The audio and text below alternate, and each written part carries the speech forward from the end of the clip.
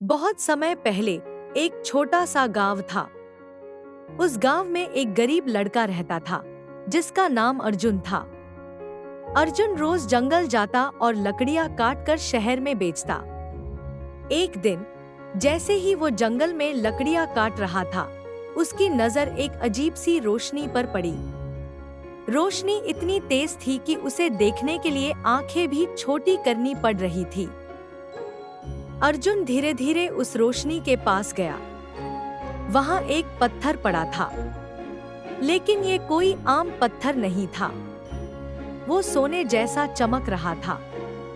अर्जुन ने उसे उठाया तो एक अजीब सी गर्माहट उसके हाथों में महसूस हुई।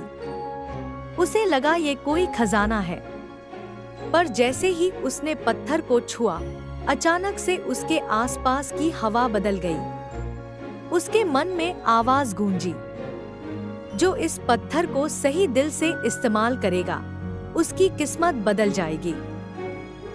अर्जुन डर भी गया और हैरान भी। वो पत्थर लेकर गांव लौट आया। अगले दिन जब वो लकड़ियां बेचने शहर गया, तो उसकी लकड़ियां पहले से दोगुने दाम पर बिकने लगी। लोग उसकी तरफ खिंचे चले आते थे। दिन बीतते गए और अर्जुन की किस्मत सच में बदलने लगी। उसके पास अब पैसा भी था और लोग उसकी इज्जत भी करने लगे थे। लेकिन एक दिन गांव के लालची सेठ को उस पत्थर के बारे में पता चल गया।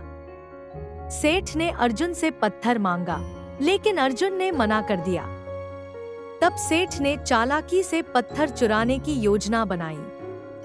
एक रात सेठ अर्जुन के घर में चुपके से घुसा और पत्थर चुरा लिया। लेकिन जैसे ही उसने पत्थर को हाथ में लिया, उसे कुछ भी महसूस नहीं हुआ।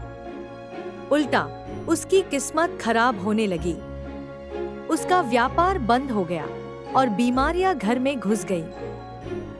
सेठ समझ गया कि पत्थर सिर्फ उस इंसान के लिए काम करता है जिसके दिल में लालच नहीं, बल्कि सच्चाई हो। अंत में सेठ ने पत्थर अर्जुन को लौटा दिया और माफी मांगी।